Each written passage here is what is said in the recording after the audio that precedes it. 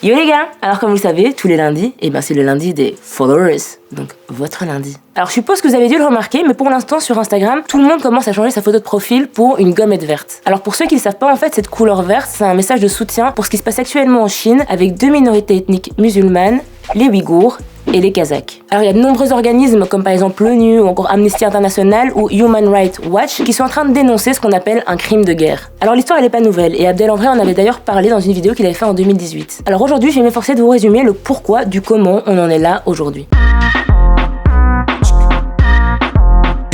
À l'est de la Chine, il y a une région autonome qu'on appelle la région Xinjiang. Cette région, à une époque, elle était quasi à totalité ouïghour, donc une communauté d'à peu près 10 millions de personnes. En fait, le truc, c'est qu'au fur et à mesure des années, il y a de plus en plus d'ethnies chinoises qui sont venues s'y installer et qui ont commencé à remplacer les Ouïghours. Et là, le game a changé. Et en fait, en voyant qu'ils se faisaient remplacer, les Ouïghours ont commencé à paniquer pour certains. Et il y en a qui ont rejoint des groupes de résistance. Et puis, il y a des petits malins qui ont décidé de rejoindre Al-Qaïda. Bon, je pense qu'il n'y a plus vraiment besoin de les présenter. Al-Qaïda, c'est un peu comme le poil qu'on a sur le menton ou sur le sein, que tout le monde déteste, mais qui persiste à exister. Maintenant, on se retrouve en 2009. Une grosse émeute éclate et fait des centaines de morts dans la capitale de la région. Et là se déroule quelque chose qui est universel à l'humain.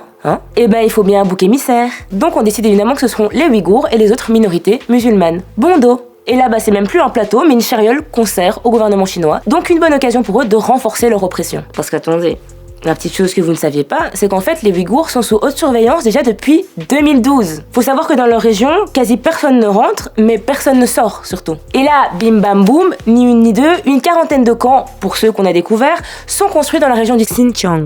Et je tiens à préciser que ces camps, c'est pas les classes vertes de Saint-Hubert ou encore de l'Overval. Non, là-bas, en fait, ce qu'ils sont en train de multiplier, ce sont des camps d'internement, de rééducation politique. That's what she said. Pas bête la mouche, pas bête qu'on est. On comprend quand même vite que le but de ces camps n'est pas simplement d'exercer un contrôle idéologique. Non. Et quand la semaine passée, on obtient enfin des images de ces fameux camps, c'est là que l'horreur éclate au visage de tous. Barbelés, fenêtres occultées, gardes armés et prisonniers les poings liés ainsi que les yeux bandés. Donc clairement là je pense que pour tout le monde on a compris que c'était pas dur but aventure et plus personne peut nier la vérité. Qu'est-ce qui se passe dans ces camps? Alors les prisonniers doivent réciter des discours idéologiques, ils subissent des interrogatoires, c'est pas des interrogatoires comme à l'école.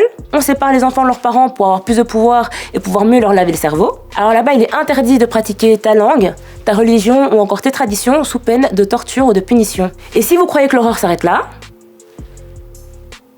un organisme étudiant indépendant a recueilli des preuves qui montrent qu'en fait, les Ouïghours sont utilisés comme marchandises. Donc en fait, ils font des prélèvements d'organes sans le consentement des prisonniers. Donc on va leur enlever les poumons, le foie, le cœur, ou encore la peau ou la cornée, pour en fait les vendre après aux hôpitaux du pays. Il faut savoir que certains sont encore vivants quand on le fait. Donc en fait, c'est ce qu'on appelle du trafic d'organes, et pour l'instant, on compte des centaines de milliers de victimes. Et si vous pensez que le cauchemar s'arrête une fois qu'on arrive à éviter les camps ou à les fuir, vous vous trompez encore une fois. Alors comme je vous le disais plus tôt, les Ouïghours ils sont sous surveillance constante. Donc en fait le gouvernement a installé des systèmes de haute surveillance un peu partout dans la région. Ce qui veut dire caméras, logiciel de reconnaissance faciale à l'entrée des mosquées pour voir quelles sont les personnes les plus pratiquantes. Également des puces GPS dans les voitures, bien sûr, obligatoire. Encore une fois, il est interdit de quitter le territoire sans avoir une autorisation. Il est bien sûr interdit aussi de passer des appels téléphoniques. Alors il y a énormément de bilans de santé qui sont imposés aux Ouïghours pour pouvoir récolter le plus d'infos sur eux et surtout leur ADN. Alors aussi, si votre barbe elle est un peu trop longue selon eux, direction les camps. Si vous refusez de boire de l'alcool, direction les camps.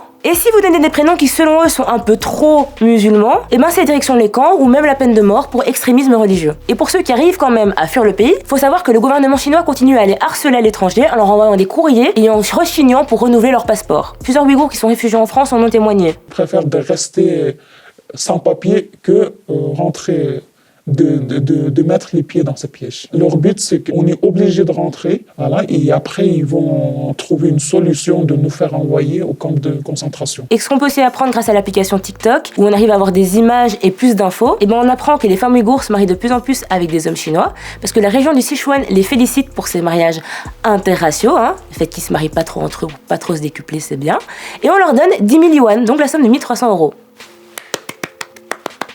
Et la question légitime qui vient maintenant, c'est qu'est-ce que l'international est en train de faire? Qu'est-ce que nous on fait? En fait, l'ONU a demandé à la Chine, à Pékin, d'avoir un accès total à la région du Sichuan. Ce à quoi Pékin a répondu, oui, évidemment, vous pouvez venir, mais du moment où vous cassez pas les couilles et vous ne dérangez pas. De toute manière, il y a déjà des visites qui s'organisent dans leur centre de formation professionnelle. Sauf qu'en fait, que grâce à des images satellites de la BBC, on s'est rendu compte qu'avant les visites, ce qui se passait, c'est qu'ils commençaient à enlever tous les barbelés autour du camp, qu'ils enlevaient les miradors, ce qui veut dire les tours de garde, là, où généralement ils sont armés, ils tirent à vue, et qu'ils ils installaient des terrains de sport pour faire croire que tout se passait bien dans le meilleur des mondes. Alors si ça c'est pas le plus haut level de schmetterie, mais Mont Everest quoi. Alors il y a une lettre qui a été signée par 22 pays, dont la France, et qui a été envoyée à l'ONU pour demander de cesser ces violences et de rendre leur liberté aux Ouïghours. Ce à quoi la Chine a tout simplement répondu en publiant une lettre des 37 pays qui soutiennent leur camp. Alors on peut y voir figurer des pays comme la Russie, ou encore l'Arabie Saoudite, ou même le Congo, accompagnés bien sûr de doux témoignages tels que nous remercions la Chine pour ses remarquables réalisations en matière de droits humains.